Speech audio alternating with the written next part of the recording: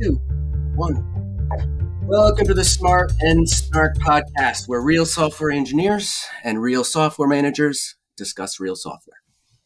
On this podcast, I have my partner, Mr. Matt Jaffee. Jaffee is a world-renowned computer scientist and astrophysicist.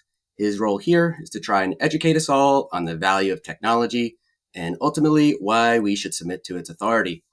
As for me, I am Jason Allison. I am a classic middle manager whose role is to look good in front of upper management. So this is season 1, episode 1, databases. So, Mr. Jaffee. I already have several points of contention. This is episode 0. Episode 0. And we are co-hosts, not partners. I don't want anybody getting the wrong idea here. Let me update my PowerPoint here. One sec. Okay. All right. Yeah, and hopefully no one actually believes that I'm world renowned. But anyway, let's continue. We'll get to that point. But first, this is our first episode here, episode 0. Apparently, let's start with a fit check. So we need to have a little fit check. I want to make sure everyone can see, how management dresses. Looking pretty good. Looking all right, Mr. Jaffee. How about a fit check on your end? Oh, you want to see the sweat shorts that I've worn every day since Monday? You don't need to suck in your stomach. It's okay. We're not doing plyometrics here. I don't know what that is. I like to start with some yoga usually. Okay. Keeps me going. All right. So, databases. So as a manager, I hear this term all the time.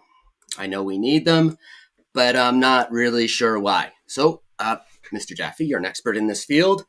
How can you unpack why any business needs databases? So as a middle manager, why should I care about databases? Please help us understand this. Seriously? Data? Why do you need a database? You're just going to throw around that term and not take an opportunity to help us understand? Isn't that your role? No, by all means, let's do this. Let me ask you something. What do you do with your laundry after you wash and dry it? I let it sit in a basket in the laundry room for about 3 days until I need it.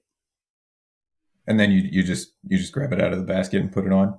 It depends on if I'm in a rush. So if I'm in a rush, I'm going to put my robe on, I sneak down there to grab the unmentionables, and I'll come back upstairs and I'll be good.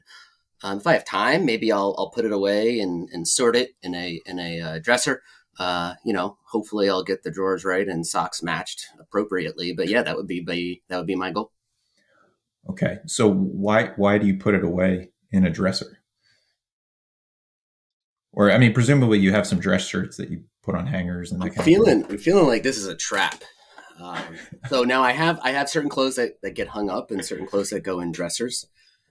But yeah, they go into the places because I'm a creature of habit, and I will need to remember where they are and be able to pull them out in an efficient manner. Oh, that sounded like you were starting to get it right. So you put your clothes away so that you can find them again, and presumably so that they're not like wrinkled and all jacked up. If you do have to, dress for an occasion, which I once did about 8 years ago. I had a job interview or something. No, closer to 10. Anyway, yeah. So you don't just dump all your clothes into a giant bin, or if you do, then you got to go dig through that bin, right, to go find your clothing, and that's not very efficient.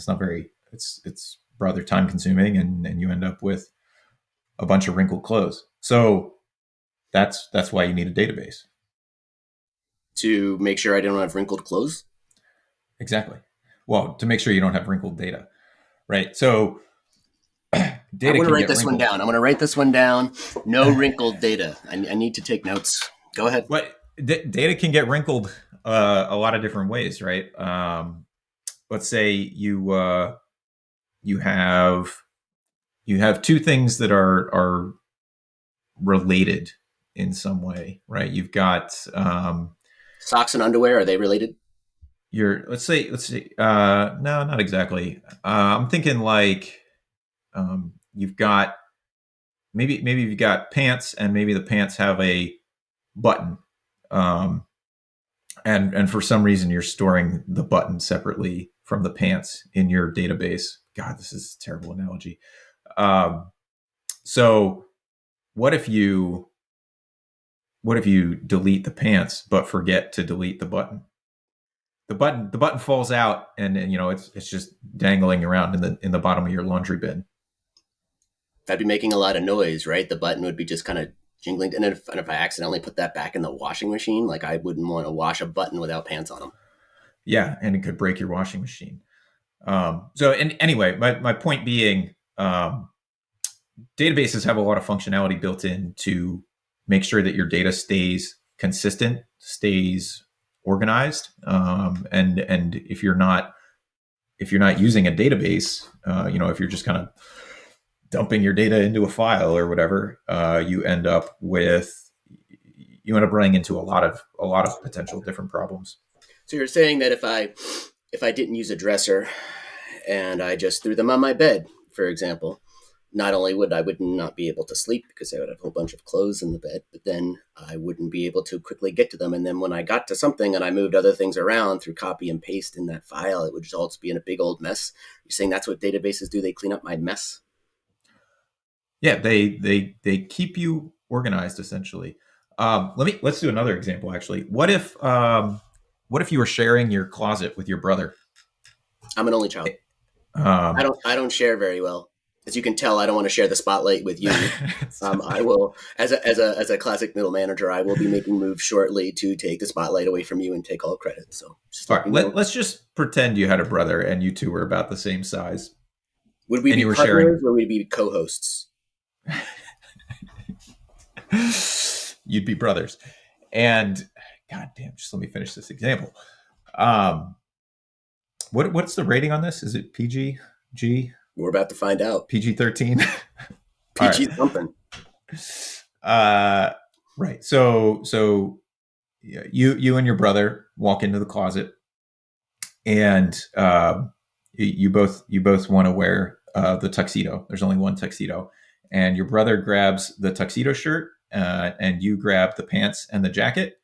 And then you're looking for the shirt, and he's looking for the pants, and nobody can continue. You're just stuck. So, classic concurrency problem. Databases manage concurrency for you. They allow multiple users to access your data simultaneously.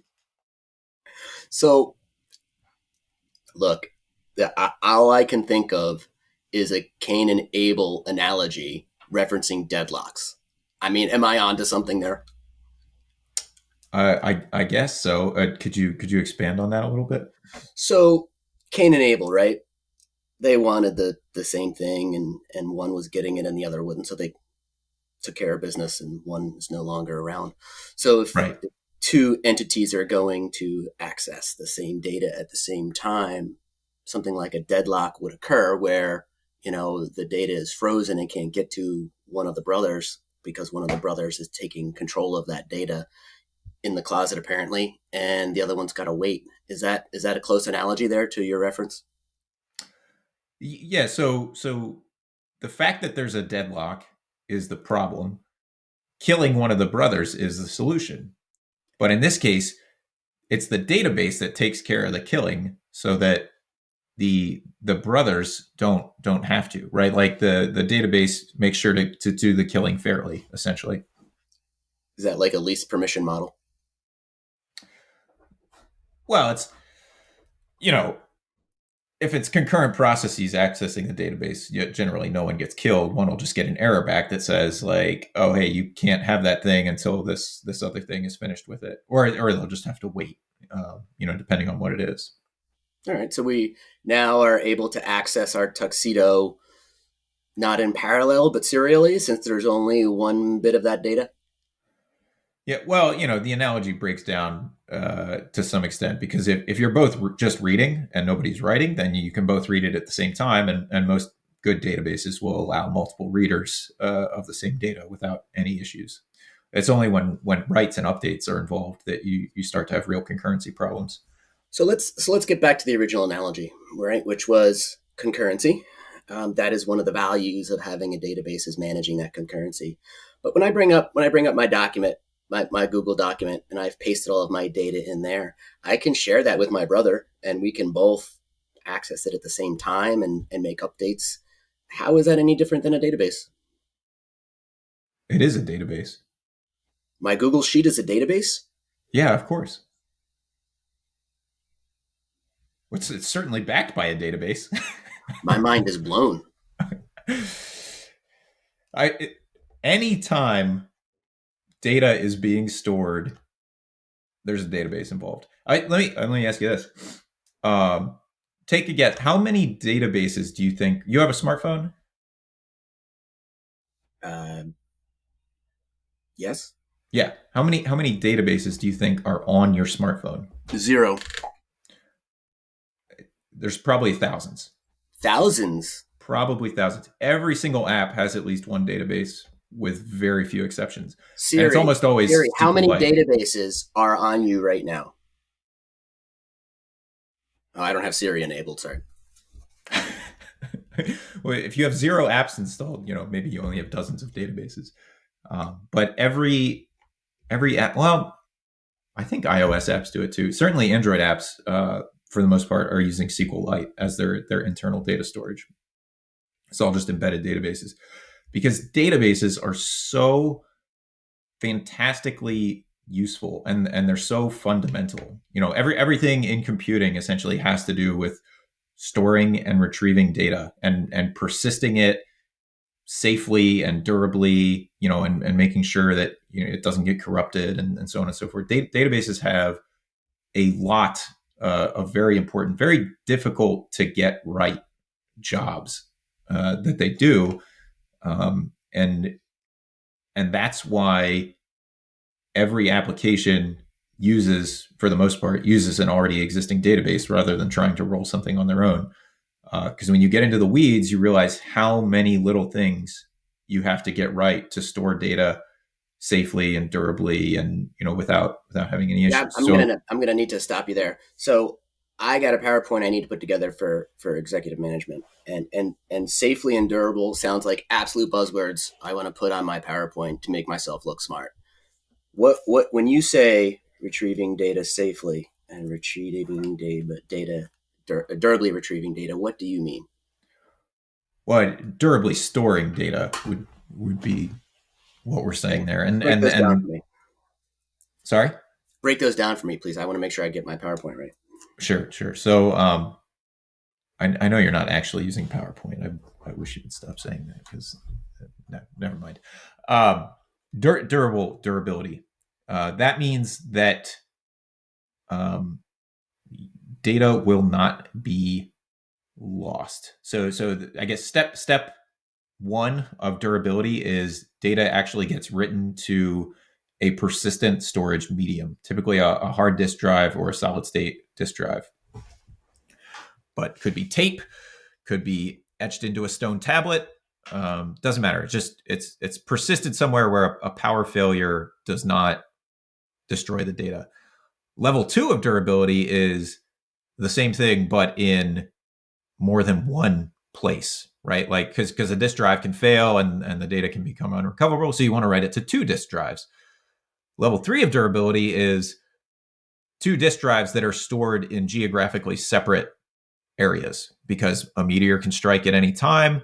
There can be earthquakes. There can be volcanoes. So you want your data not just replicated and persisted, but replicated and persisted in geographically disparate locations. Um, and obviously, you can do many of those if you need really, really, really high durability and high guarantees of never losing your data. So you take something like Amazon S3, their simple storage service, their bucket storage, that has something like 11 nines of durability, which for all intents and purposes, for any reasonable size use cases, means you never have to think about losing your data once it's persisted there. And a lot of these, a lot of similar services provide similar guarantees. All right, durability. I'm taking some notes here. We'll have to circle back to that because that is nice, but it sounds a little bit expensive. And my role is not to spend more money in middle management. I need to cut costs. So, but let's circle back to that. I want to get to the safely retrieving data safely. You also use that buzz. Safe sounds like a good word to put on my deck. Yeah, and so safe. That's less of a. That's less of has less of a technical connotation to it. But in addition to durability, um, just storing your data and getting it back, there another part of that is making sure that the data is not somehow corrupted when you read it back. Like maybe it's there, but when you read it back, some bits have been flipped, and so your data is not exactly the same as it was. And various storage media can have this happen in various ways, and there are checks at different levels of every computer system to try to avoid corruption. And usually the way this works is something like a checksum, where after you write the data, you compute what's called a checksum on that data, which is you basically do some math across that whole data to come up with a number or a short sequence of bytes that you write on at the end of the data. And so when you read it back, you calculate the checksum again, and you want to make sure that the checksum that you calculate on the data you read equals the checksum you read. And You if it had me at doesn't, math. You had me huh? at math, right? So there's some astrophysicist stuff that goes on, some calculations, some adds, some multiplies. Sure, you create some sort of hash, right, with some sort of C, blah, blah, blah, blah, blah. I get it. You're smart. We all can tell you're smart. Okay. So there's some math that's done. It ensures that the data through, I don't know, parity check or something like that everything's good. And okay, so that's the point of safe. So if we circle back around, my database, my dresser in my room, right? If one of my sons comes in the room and is a whirlwind and is just going everywhere and messing with things on the floor, tries to get it in their drawer, but their dresser can't, and it's not able to access it. That type of system allows me then to, after my son is done being a 16-year-old kid, I can come in and safely get out my data. It's durable because it's been in there. No one's been messing with it. No volcanoes have come around. Apparently, that's a problem that you enunciated. So all of my clothes are there and ready for me to use. No one has taken them and done bad things with them. Right. So I'm getting the feeling you want me to talk about security a little bit and maybe access control.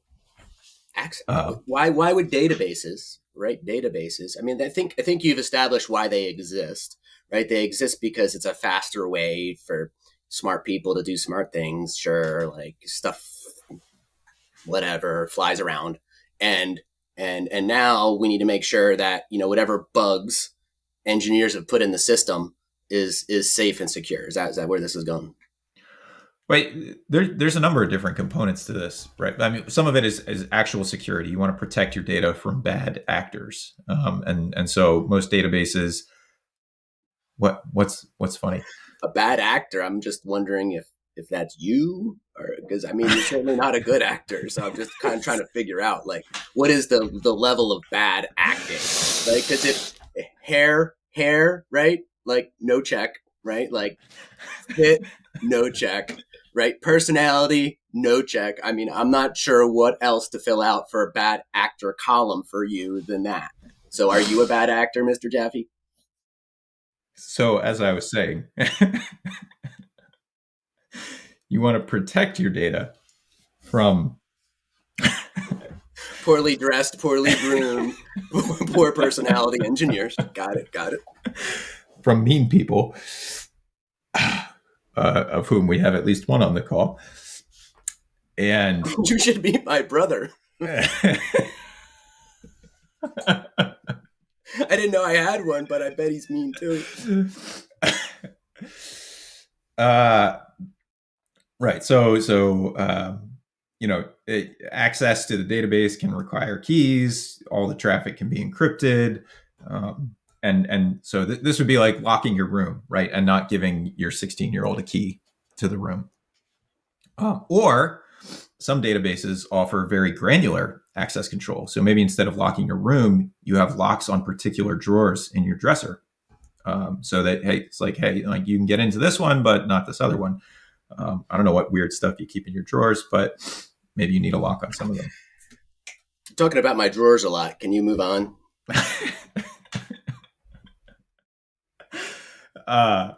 So that's security, access control, and making sure lots of databases have lots of features to make sure that the right people can access the data they should be allowed to, and not the data that they shouldn't be allowed to.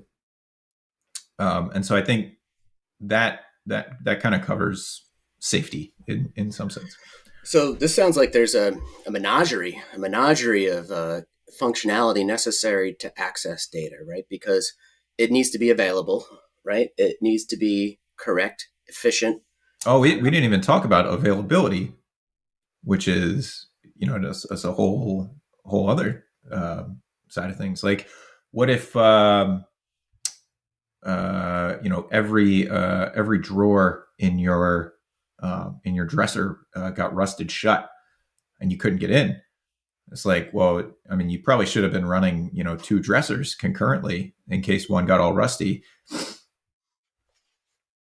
Because remember, we talked about storage and replication, making sure that every piece of data is stored more than once in geographically disparate locations. That can give you availability as well as durability. So if something goes down in one location, you still have access to the data in another location. You can imagine situations where you have durability but not availability. Your data is safe on disk in a data center, but all the network links to that data center get cut. And suddenly you can't get in. Your room, you get locked out of your room. All your clothes are in the dresser, safe and sound, no problem. You can't get dressed though because you're locked out of your room. So this is great. I've taken notes here, getting ready for my presentation. I've got availability, safely, durable, secure. But I got to be honest, like management, they get upset when I use any more than 3 bullets. So I got to not have too much on my PowerPoint, right? They get mad. So of those 4, what do you think would be the top 3 of those, as I get my presentation ready? What? Yeah. So management's going to be very sad because, unfortunately, there are, not 1 or 2 or 3, but potentially dozens and dozens of bullets that you might have on a slide when you're evaluating database technology for various usage.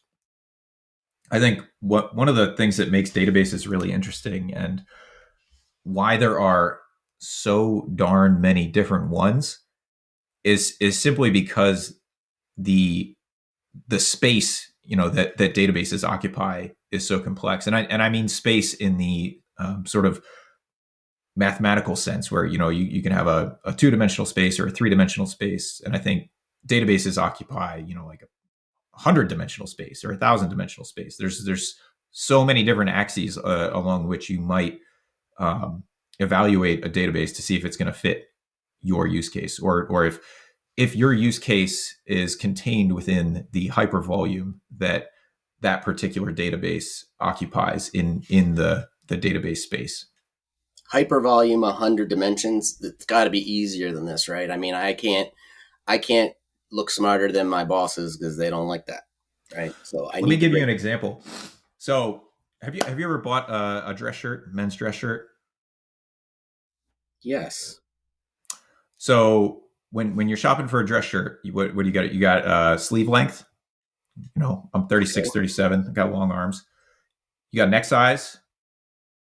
And you've got what color? You want a certain color. You forgot guns.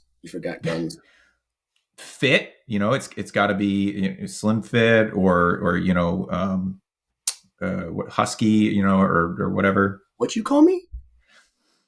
Do you want a breast pocket or not? right? Like some people, yeah, some people don't want that. They want the clean look. Do you want the button down collar? What about the wings? What about the wings? I'm flexing my wings here. Exactly. The wings, the type of fabric, is it stretchy or not? The type of cuff. Do you need a French cuff? All I right, don't so we got know. a lot of dimensions. I'm feeling the dimensions. Yeah. So if we've got 15 dimensions for a shirt, you can imagine that there could be quite a bit more for a database, which can have different ways to query the data, different performance characteristics for When you different say query, workloads. what do you mean? What do you mean by query the data? I mean, when you are trying to find, your favorite pair of polka dot socks, you got to know. You go to like which drawer your socks are in, and you know that you've got your pink polka dots on one side and your yellow polka dots on the other, and so you know which side to go to. So when you're querying, your clothes, you're asking a question, right? You're saying, "Where are my socks?" And then the database goes and gives you your socks I do back. have a lot of socks. I do have a lot of socks, and I have a certain way I like to match them. So I could see how it would be important to optimize my sock search. Yeah, and maybe you don't care about a specific pair. Maybe you're just like, hey, today I need wool socks that are black. Those are Um, the attribute things you've been talking about, right? yeah, and so then you can Dimension. see a selection. Here are all my black wool socks. I can pick which ones I want for today. Do I want the calf length? Do I want the ankle length? I don't know. I like the knee highs. Knee Keep it highs, running. sure. Yeah. All Put right. on your All right. waders. Go fly fishing. So it sounds like there's a lot of work to do to be able to organize and access data quickly and efficiently with it being available at what did you say? Billion nines or something like that. I don't remember what you had with those. The Amazon. Yeah, well, so it's interesting. We talk about nines, right? Then if something has 11 nines of durability, that it's 99 point followed by nine nines percent durable. So that percentage of your you can expect to lose 0.00001% of your data, or something to that effect. But you can also talk about nines in terms of availability, and that actually tends to be a lot harder to get to a huge number of nines. Usually, availability services will give 3 or 4 nines of availability, which equates to maybe several minutes of downtime per year or several hours, depending on how many nines you're But talking about. you're losing me here. You're losing me here. So I got my dresser. I got my controls in place. My 16-year-old only got access to my shirts because that's reasonable. But what you're saying is sometimes I might go on my dresser and I might be missing a pair of socks. Well, no. So that would be durability. If you're missing Yeah, that's socks, what I mean. that I means don't want to lose any socks. That's what I'm focused on is my socks. Why is it that I can open up my drawer and all of a sudden a pair of socks is be missing? If I've got a gazillion pairs of socks, you're saying I might not, I might lose one. well, you probably won't, is what I'm saying. Durability is pretty well solved. Hence the Okay. 11 nines. 11 I nines like for all that intents line. and Pretty well purposes. solved. That sounds like a management term. I'm writing that one down. Pretty well solved. Yeah, no, that's a technical term. Um, but availability, while your socks might be safe and sound, you might not always be able to get to them. You might, if you lock yourself out of your room, you might have to wait for the locksmith to get there. Okay. Why would I lock my bedroom door? I don't know, man. Keep your son out. Why would you lock your bedroom door? Maybe someone else locked it. Maybe your son Moving locked on. it by mistake. Moving on. All right. What other so databases? Important to be able to store manage data quickly. I guess in our world today, there's only more and more data, more and more and more data. So if we want to be able to gain access to that data, we want to make sure it's the right data and not data that somebody corrupted or got corrupted. And we want it available when we want it available. It sounds like databases are the right choice. Yeah, the thing we haven't talked about is the different ways that you might, you know, want to query your data. Because it's one thing if you want to get a pair of socks, What if you wanted to know how many pairs of socks you had? I think that's an excellent idea. Let me take an action on that, Mr. Jaffee. And what I'm going to go ahead and do is I'm going to schedule some time in the future for you and I to go over that. I feel like it's really important that you're heard because you bring a lot of value to the company, and I want to make sure that you feel respected in your role here as an engineer. So let me go ahead and take that action. And yeah, I'll schedule something maybe next week if that works for you. All right, ladies and gentlemen, he's taken me offline. You heard it here. I do believe, Mr. Jaffee. I think you've done a good enough, a pretty well done job of explaining the first set of databases. It sounds like now that we have the data, there's lots of ways to optimize my access to my socks and underwear, which I care deeply about. And maybe that can be something for our next podcast. Yeah, well, I'm very excited to talk about calculating statistics on all your socks and underwear because I think that could be very interesting. I think it would be informative, very informative. Although there won't be any pictures. Yeah, maybe we'll go no video for the next one. All right. So unless there's anything else, Mr. Jaffee, and I hope there's not because you used way too many syllables in your words.